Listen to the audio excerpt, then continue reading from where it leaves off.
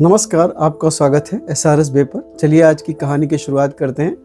और आज की कहानी है एक कहानी है दूध का दाम। और ये मुंशी प्रेमचंद के कथा संग्रह से एक छोटी सी कहानी उठाई है। अच्छी लगे तो कहानी को शेयर करिएगा।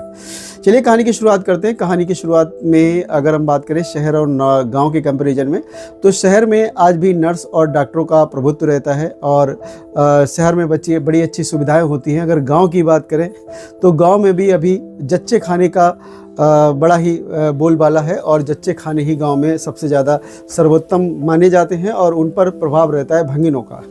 अब बात करते हैं बाबू महदास, जो गांव के एक जमींदार हैं और वो भी चाहते हैं कि जच्चे खाने में सुधार हो। और कई बार उन्होंने प्रयास किया कि जच्चे खाने में नई नर्स आए, तो नई नर्स जो थी वो बहुत ज़्यादा पैसा लेती थी, इसलिए जच्चे खाने में कभी नर्स नहीं आई। और डॉक्टर की अगर बात करें तो डॉक्टर में शायद जमींदार की आधी जायदाद ही बिक जाए। तो अब उनकी 3 कन्या हो चुकी थी, चौथे बच्चे की बारी थी और वो भी सोचते थे कि कोई डॉक्टर हो, लेकिन अगर वो डॉक्टर तलाश करते तो शायद उनकी आधी संपत्ति बिक जाती। तो गांव में जच्चा खाना था और जच्चे खाने में एक औरत रहती थी, भंगिन थी, उसका नाम था भोंगी। भोंगी जो थी अब भोंगी और गूधड़ की वार्तालाप होता है, कहानी का दूसरा पार्ट शुरू होता है। तो भोंगी कहती है कि अगर इस बार मालकिन की लड़की हुई तो वही 1 रुपया और एक फटी सी साड़ी मिल जाएगी और उसी में निपटा देंगे। अगर इस बार लड़का हुआ तो हो सकता है कि सोने चांदी से नवाजी जाऊं और ज़्यादा कुछ मिले। तो जो गूधड़ होता है वो गूधड़ कहता है, गूधड़ की बातचीत चलती है, गूधड़ बहस करता है और बहस करते हुए कहता है, गूधड़ कहता है कि नहीं नहीं, इस बार भी लड़की होगी और इस बार भी लड़की होगी, इस बार लड़का नहीं होगा और सेम तुम्हें वही 1 रुपया मिलेगा और एक कुछ नहीं, चांदी वांदी कुछ नहीं मिलेगा। वो बार बार वो जानता है कि इस बार लड़का हो सकता है, लेकिन वो अपनी पत्नी की जो इच्छा को था वो और प्रबल कर रहा था, जिसकी वजह से लड़के की अवाही हो। समय बीतता है। समय बीतने के बाद उन चौथी संतान होती है। चौथी संतान एक लड़के के रूप में पैदा होती है और उसका नाम सुरेश रखा जाता है। फिलहाल तो अब बात करते हैं, बात आती है कि जो मालकिन तो हट्टी कट्टी तगड़ी और मोटी होती है, लेकिन इस बार मालकिन के पास दूध नहीं था। अब बच्चा को बाहर का दूध पिलाया जाता था। जो बच्चा था वो उल्टी पल्टी करने लगता था तो इसके चलते अब बात आई दूध किसका पिलाया जाए। तो जो भोंगी भंगिन थी उसका दूध पिलाने की बारी आई, तो भोंगी भंगिन ने अब अपना दूध उस बच्चे को पिलाया। अब भोंगिन भंगिन की खातिरदारी होने लगी। सुबह हलवा मिले, शाम को हरीरी पंजेरी मिले। और कई बार तो जो भोंगी थी, भंगिन थी, जो महेश दास को भी डांट देती थी। इतने बड़े जमींदार होके कई बार उनकी बातों को सुनना पड़ता था। अब जो मालकिन के बाद अगर बात करें तो दूसरा जो राज था वो भोंगिन का था, क्योंकि भोंगिन जो थी महेश दास के बच्चे को दूध पिला रही थी। मालकिन मोटी तगड़ी थी, लेकिन मालकिन दूध पिलाने में सही नहीं थी। तो अब बात वो भोंगी से कहती है कि तू मेरा बच्चा पाल दे, मैं तेरी 5 बीघे ज़मीन की माफ़ी करा दूंगा और साथ में तुझे बहुत सोना चांदी ही सब कुछ जो मेरे पास होगा तुझे दूंगी। मैं तेरी लाइफ बना दूंगी, मुझे बस मेरे बच्चे को ज़िंदा कर ले। अब क्या होता है, धीरे धीरे जो भोंगी भंगिन होती है वो बच्चे को दूध पिलाती है। दूध पिलाती तो गांव के जितने भी लोग होते हैं, शास्त्री वगैरह होते हैं, वो उसका विरोध करते हैं, कहते हैं अरे भंगिन इस बच्चे को दूध पिला रही है। तो कई बार उसका विरोध किया जाता है और इतना ज़्यादा विरोध होता है तो जो भोंगी भंगिन था उसका जो शासनकाल जो है वो 1 साल भी नहीं चल पाता। और भोंगी भंगिन जो था उसका शासन 1 साल भी नहीं चलता है और भोंगी भंगिन का दूध छुड़ा लिया जाता है। अब बच्चा बड़ा हो चुका था, 1.5 साल का हो चुका था। अब बच्चे को बाहर का दूध दिया जाने लगा था। अब भोंगी भंगिन कहती है कि बच्चा जब 1 साल का हो जाएगा, इसका मुंडन होगा, तो मैं चांदी के चूड़े लूँगी और गूधड़ के लिए भी हाथों में पहनने के लिए कुछ लूँगी। तो कहती कोई बात नहीं, तुम ले लेना, लेकिन अब ये नौबत तो आने दो, मेरा बच्चा बड़ा तो होने दो। अब धीरे धीरे क्या होता है कि अब भोंगिन भंगिन का शासनकाल समाप्त हो जाता है। भोंगिन भंगिन अब घर से बाहर निकाल दी जाती है।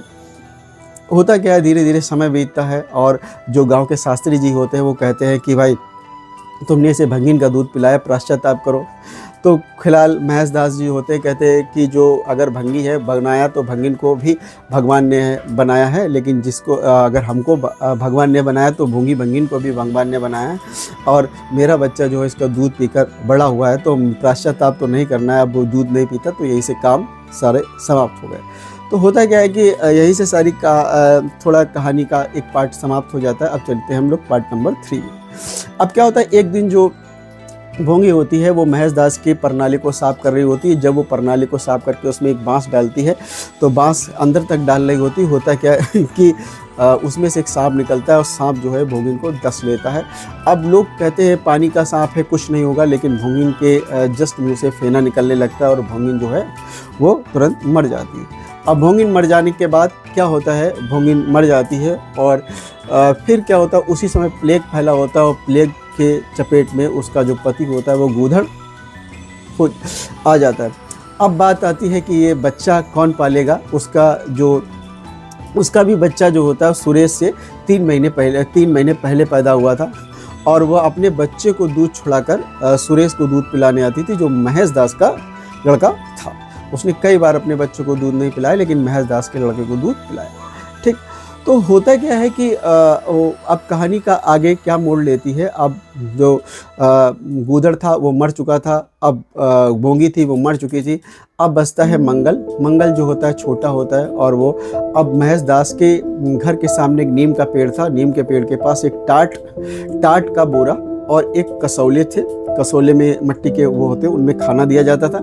उसको परवाह नहीं थी क्या जात क्या पात, उससे कोई मतलब नहीं, लेकिन वो खाने कसौले में खाता था। और उसके साथ एक वहाँ पर कुत्ता रहता था, टॉमी नाम का कुत्ता रहता, तो दोनों आपस में बातचीत किया करते थे। मंगल धीरे धीरे बड़ा हो रहा था और गांव के लोग इसे इतराज कर रहे थे, अरे ये तो गांव के जमींदार हैं, कोई और होता तो मैं इस गांव के पास में नहीं जाता, इस घर के पास में नहीं जाता। मंगल का उनके पास में उनके घर के सामने पड़ा रहना लोगों को अच्छा नहीं लगता था, लेकिन मंगल किसी तरह मंगल की ज़िंदगी कट रही थी। और साथ में उसकी टॉमी जो कुत्ता था, जो भी उसे जूठन दी जाती थी वो मंगल खाता था और टॉमी कुत्ता खाता था। इस तरीके से दिन गुजर गए। लेकिन शाम को जो मंगल था एक बार जाता था। कब पहली बार जब गया तो छप्पर पड़ा था, दूसरी बार गया तो दीवारें गिर चुकी थी, तीसरी बार गया तो दीवारें नुकीली हो चुकी थी। दीवार पर बैठकर अपनी माँ को याद किया करता था, बहुत परेशान रहता था माँ के लिए अपना, लेकिन अब बहुत सारी कल्पनाएं करता था, ये होगा वो होगा फलाना होगा ढिमका होगा, लेकिन समय बीतता गया। अब बात आती है, अब आते हैं कहानी के चौथे पार्ट में। चौथे पार्ट में क्या होता है, एक बार होता क्या है कि ये लोग खेल रहे होते, तो एक बार पूरी टीम नहीं बैठती है। तो जब टीम नहीं बैठती है तो उससे कहते हैं, मंगल से कहते हैं कि आओ मंगल मेरे साथ खेलोगे। मंगल मतलब वही भंगी लड़का, और उसी में सुरेश भी खेल रहा हो। तो सुरेश मंगल से कहता आओ मेरे साथ खेलोगे। तो वो कहता नहीं, मैं भंगी हूँ, मैं तुम्हारे साथ नहीं खेल सकता, अगर मालिक ने देख लिया तो बहुत मारेंगे। कहते कोई बात नहीं, मेरे साथ खेलो। तो जो सुरेश था, सुरेश ने जिस लालच में उसको खिलाया और कहते तू घोड़ा बनेगा, मैं तेरी सवारी करूँगा। तो मंगल एक प्रश्न पूछता है, मैं घोड़ा तो बनूंगा, लेकिन तुम कब घोड़े बनोगे। तो प्रश्न तो अजीब था, लेकिन होता क्या है कि भाई घोड़ा बनता है और घोड़े बनने के बाद क्या होता है कि एक बार घोड़े की सवारी कर रहा होता है। घोड़े की सवारी तो जो मंगल होता है सुरेश के नीचे से निकल जाता है, क्योंकि सुरेश खाता पीता लंबा चौड़ा था, तो सुरेश के पैरों के नीचे से निकल जाता है। तो सुरेश गिर जाता है, सुरेश रोने लगता है। सुरेश की आवाज़ बिल्कुल ऐसी थी जैसे सायरन की होती है, जैसे मान लीजिए ऑर्डिनेंस फैक्ट्री का सायरन बज रहा हो। और सुरेश की आवाज़ सुनकर उसकी माँ आती है और मंगल को डांटती है, कहती है कि मैंने तुझे मना किया था मंगल को, तू सुरेश को कभी मत छूना। तूने सुरेश को क्यों छुआ? अगर वह उसे मारती तो उसे नहाना पड़ता, अगर वो डंडी से मारती तो जो विद्युत प्रवाह था अछूतपन का तो उसकी डंडी से उसमें चला जाता है।